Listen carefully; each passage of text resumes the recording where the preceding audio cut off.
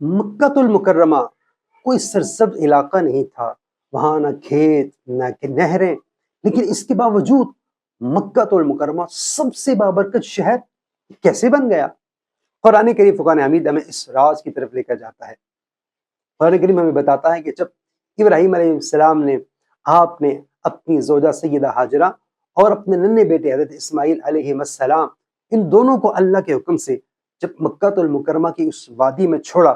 رب کی بارگاہ میں عرض کی، ربنا انی اسکنت من ذریتی بواد غیر ذی زرع عند بیتک المحرم، عرض کی اللہ میں نے اپنی اولاد کو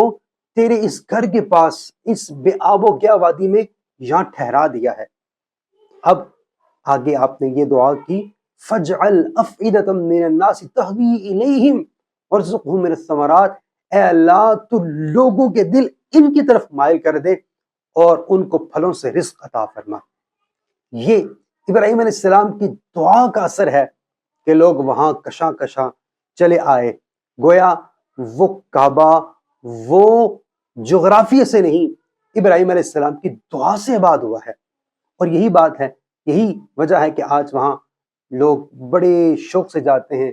اور وہاں بڑی لذت ہے، بڑا سکون ہے، بڑی وہاں روحانیت ہے، یہ بڑی برکتیں ہیں، اور اس کے بعد وہاں ہر قسم کا پھل بھی موجود ہے۔